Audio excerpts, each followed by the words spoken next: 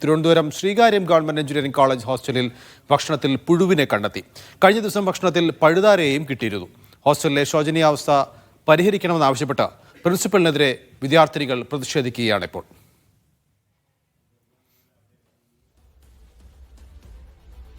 വിവരങ്ങൾ നൽകാൻ വിജിനുണ്ട്. വിജിൻ, അവിടെ ചൈനീസ് ഷെഫ് ഒന്നുമല്ലല്ലോ പുഴുവും പഴുതാരയും ഒക്കെ ഭക്ഷണത്തിൽ വരാൻ? തീർച്ചയായും നൗഫൽ, അങ്ങനെ തന്നെയാണ്.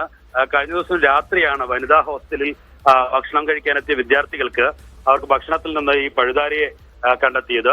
അതിനെതിരെ നേരത്തെയും ചില ഘട്ടങ്ങളിൽ ഇത്തരം സമാനമായ സംഭവങ്ങൾ ഉണ്ടായിട്ടുള്ളതാണ്. ഇതിനെതിരെ വലിയ പ്രതിഷേധം ആ ഘട്ടത്തിലൊക്കെ ഉയരുകയും ചെയ്തിരുന്നു. എന്തായാലും ഇന്ന് വിദ്യാർത്ഥിനികൾ, ഹോസ്റ്റലിലെ വിദ്യാർത്ഥിനികളാണ് ശ്രീകാര്യം എഞ്ചിനീയറിംഗ് കോളേജിൽ പ്രിൻസിപ്പലിനെതിരെ പ്രതിഷേധിക്കുന്നത്. ഇക്കാര്യങ്ങളിൽ എത്രയും പെട്ടെന്ന് പരിഹാരം കണ്ടെത്തണം എന്നുള്ളതാണ് അവരുടെ ആവശ്യം. ഒപ്പം തന്നെ കഴിഞ്ഞ ദിവസം നമ്മൾ തന്നെ കൊടുത്ത വാർത്തയുണ്ട്. ക്ലാസ് മുറിയിലെ സീലിംഗ് അടർന്ന് ക്ലാസ്സിലേക്ക് വീഴുന്ന ഒരു സാഹചര്യം ഉണ്ടായിരുന്നു. ഒപ്പം അന്ന് ക്ലാസ് നടക്കാത്തതിനാണ് അത്തരത്തിലൊരു വലിയ അപകടം ഒഴിവാകുന്ന സാഹചര്യവും ഉണ്ടായത്.